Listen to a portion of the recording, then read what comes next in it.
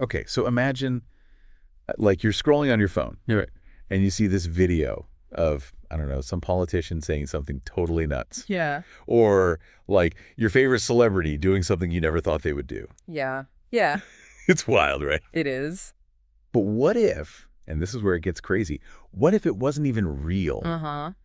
That's where these things called deepfakes come in. Right. So we're talking videos, we're talking audio, even pictures that look totally real but are actually made by computers. Made by computers using AI. So it's like artificial intelligence. AI. Okay, so hold on, deepfakes. Break that down for me. Yeah, so deepfakes are basically like, think of it like a super realistic forgery. Like instead of, using Photoshop on a picture, they're using AI to create fake videos or audio. Okay. And they're using something called deep learning, which is basically teaching a computer to be like a master impersonator. Oh, interesting. So it's like you're training a computer to be like an actor. Exactly. An actor. Okay. Yeah. Think of it this way. If a computer watched thousands of hours of, let's say, Tom Hanks movies, Okay. it could learn everything about how he talks, his voice, the way he moves, all his little expressions. Wow. And then it could use that information to make a whole new video where Tom Hanks looks and sounds exactly like himself. Uh-huh. But he could be saying or doing anything, really, that the computer's programmed to make him do.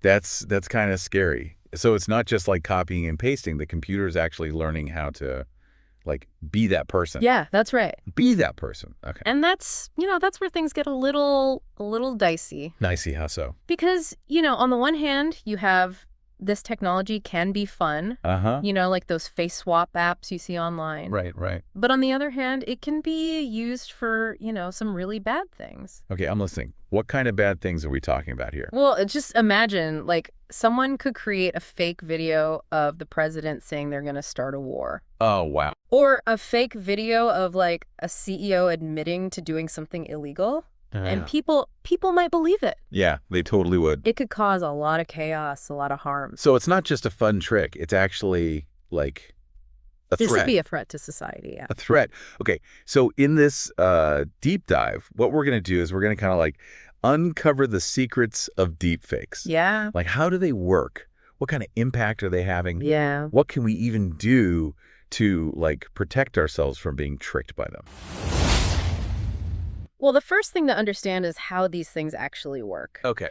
Deepfakes, they rely on artificial intelligence and machine learning. Okay. So they use things called neural networks. Neural networks. And a common type is what's called a GAN. So GAN stands for Generative Adversarial Network. Yep. Basically, you have these two AI programs, and they're kind of competing with each other. Uh-huh. So one is trying to create a really good fake, and the other one is trying to spot the fake. Oh, so it's like a game. Yeah, like a game of cat and mouse. Cat and mouse? With these two computers battling it out. Battling it out, okay.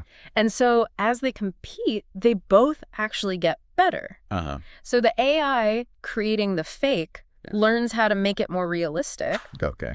And the AI trying to detect the fake learns to spot even like the tiniest little flaws. Oh, wow. Okay, I think I'm starting to get it. Yeah.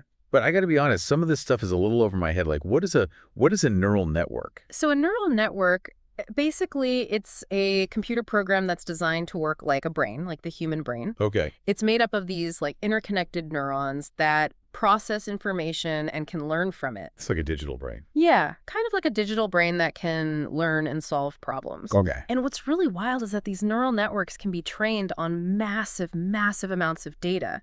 So imagine you're feeding a computer millions of pictures of faces. Okay. And it's learning to recognize all those patterns and features that make up a human face. And then it can use that knowledge to create the deepfake. So that's how they do it. It's pretty amazing technology. Yeah, it is. But like we said, it has a dark side. It does. Well, now I'm even more curious about how these things are made. Yeah. Like, what are the steps involved? So one of the key processes is called encoding and decoding. Encoding and decoding, okay. Think of it like translating a language. Okay. So the computer first has to encode the features of a real person's face, maybe their voice, Uh-huh. into like a condensed format. Like think of it like you're summarizing a long book into a short version. Got it. So you're making like a cheat sheet. Exactly, a cheat Just sheet. for what makes that person unique. Unique. And then when it's time to actually make the deepfake, the computer decodes all this information and uses it to generate this new image, this new video that has all those unique features, but then can be manipulated to say or do anything. So it's like you're learning someone's like secret language and then using it to like speak for them. Exactly. That's crazy. Yeah. But you mentioned earlier that this technology is becoming more accessible. Yeah.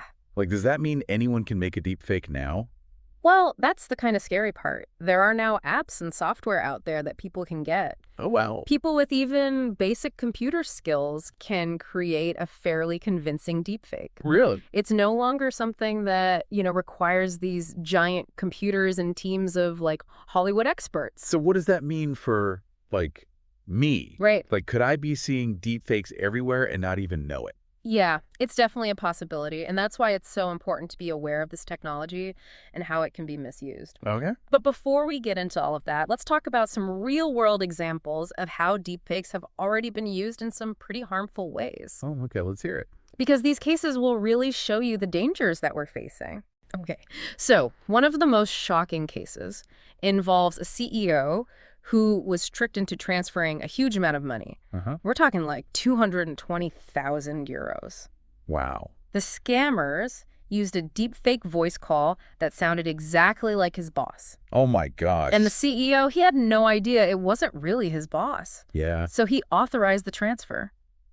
I can't believe someone could be fooled like Oh, that. no, it's crazy, right? Just hearing the voice was enough to convince him. Yeah. And it really shows you how convincing these deepfakes can be, especially if someone is in like a high-pressure situation. Right. And they trust the voice they're hearing. I mean, we tend to believe what we see and hear. Right. And that's exactly what deepfakes exploit. They exploit that trust. Yeah. Okay, so are there other examples of them being used this way?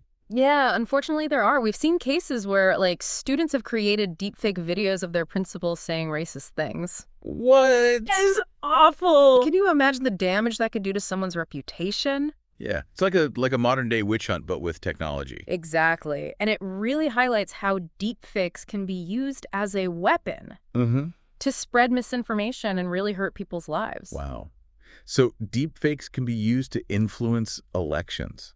Absolutely. Like manipulate people. They can be used to make it seem like a politician is saying or doing things they never actually did. Wow. And this can, sow distrust among voters and even swing the outcome of an election. Oh, man, that's scary. Yeah. And it's not just politics, right? We talked about the deepfake pornography earlier. Right. And that's really disturbing. Yeah. Because they're using this technology to create non-consensual pornography. So they're taking someone's face and putting it on the body of an actor in an adult video. Oh, it's awful. It's a violation on a whole new level. It feels like deepfakes are like eroding our trust in everything. Yeah, that's a really big concern because they have the potential to undermine our faith in media, institutions, and even each other. Right. It's like we're entering this world where we can't be sure what's real anymore. So what can we do about it? Right. If deepfakes are getting so good and so widespread, can we even detect them? Yeah.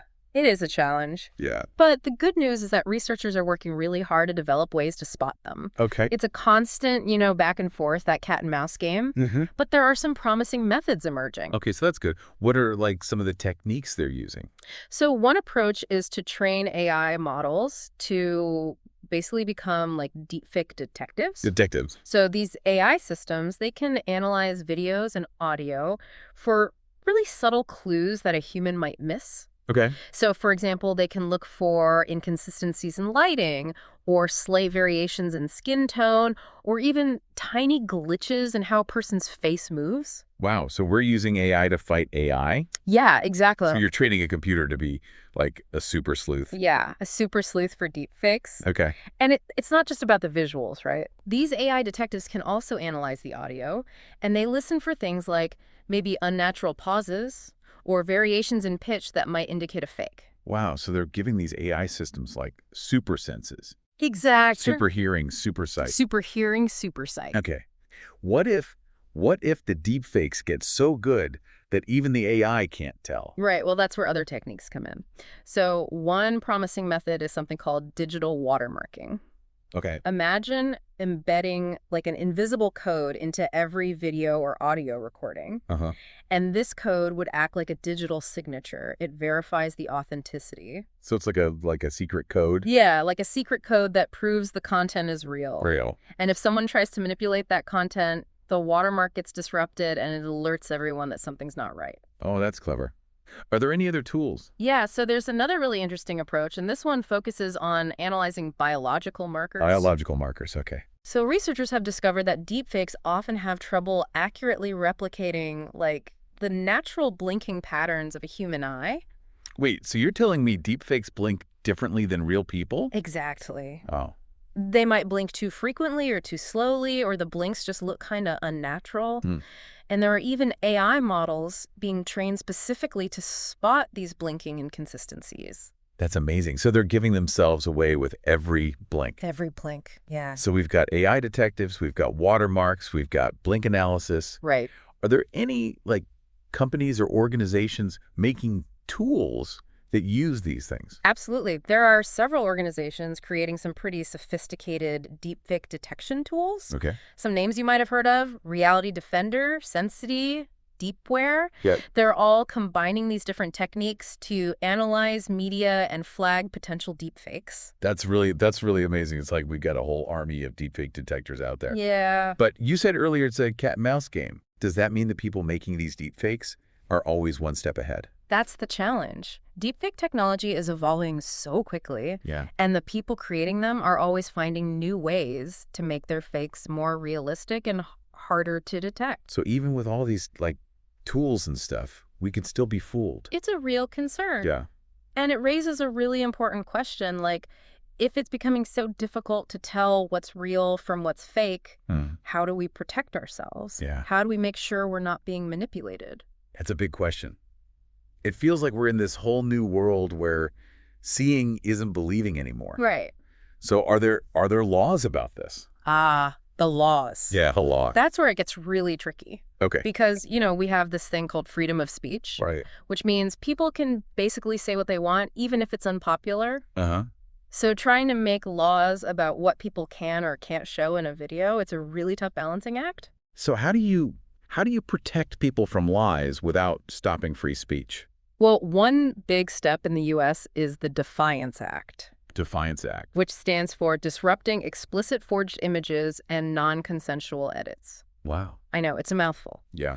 But basically, it's aimed at stopping people from using deepfakes to make, like, fake pornographic videos without someone's consent. Oh, okay. So if someone makes one of these deepfake porn videos of someone without their permission, they can be punished under this law. Okay, that makes sense.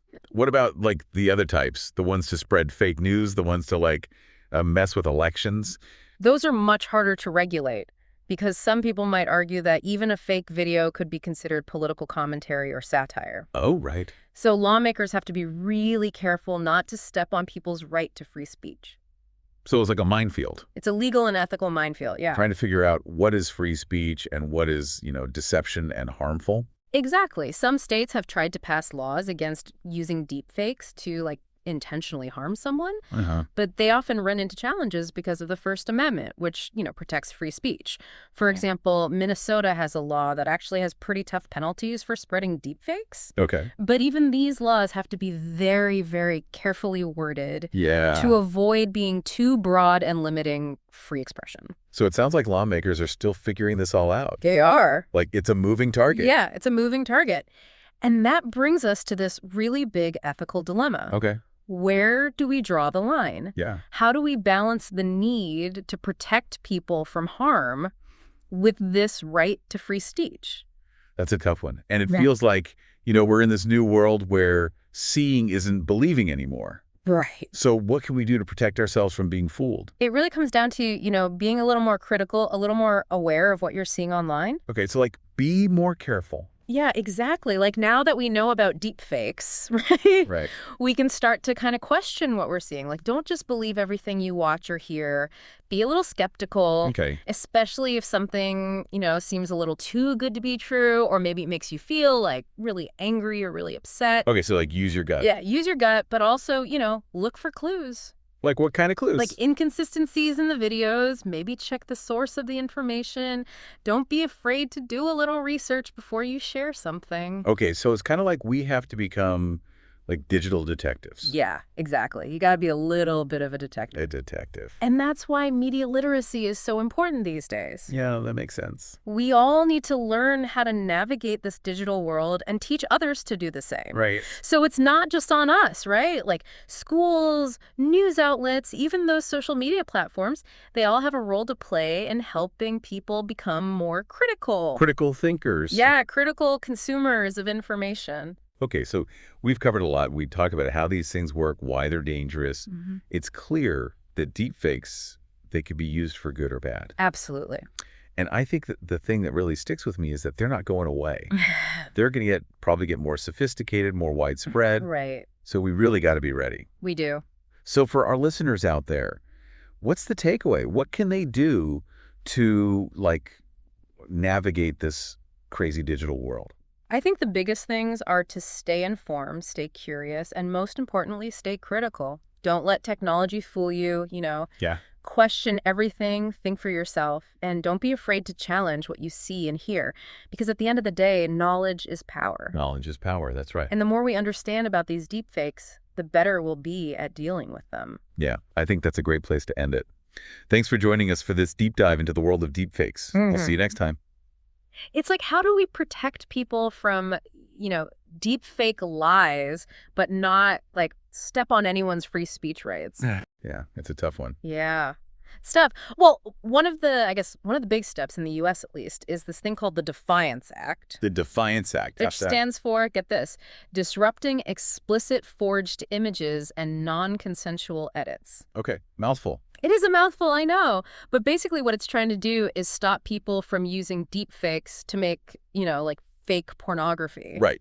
Without someone's consent. Oh, okay. So if you make a deepfake porn video of someone and they don't know about it, you can get in trouble. Exactly. Okay, that makes sense. But what about the other kinds of deepfakes, like the ones we were talking about, to spread fake news or to mess with elections and stuff? Yeah, those are a lot harder to regulate. Yeah. Because, some people might say that even a fake video could be considered political commentary. Oh, right. Or satire. Right. So lawmakers have to be super careful that they don't step on people's free speech rights. So it's a minefield. It's a legal and ethical minefield, yeah. Mm-hmm. So some states have tried to pass laws against using deepfakes to, intentionally harm someone. Okay. But they often face these legal challenges because of the First Amendment. The First Amendment, right. Which protects free speech, like Minnesota, for example. Huh? They have a law with some pretty tough penalties for spreading deepfakes. Okay. But these laws, they have to be so carefully written. Yeah. To avoid being too broad and accidentally, limiting free expression. So it sounds like lawmakers are still kind of figuring this whole thing out. Yeah, they are. It's it's a moving target. A moving target. Because technology is constantly changing. And that kind of brings us back to this big question. Okay. This big ethical dilemma. Yeah.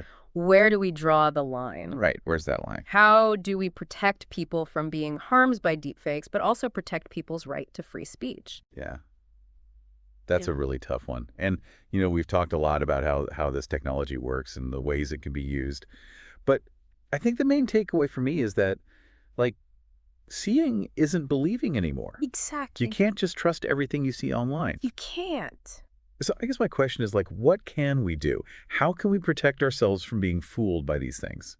Well, the first step is just being aware, right? Uh-huh. Now that we know about deepfakes, we can start to be a little more critical of the things we see online. Okay. Don't just automatically believe everything you watch or hear. Right. Be a little bit skeptical, especially if something seems too good to be true, or if it makes you really angry or upset. So, use your common sense. Yeah, use your common sense. Look for those inconsistencies we talked about. Uh-huh. Check the source of the information.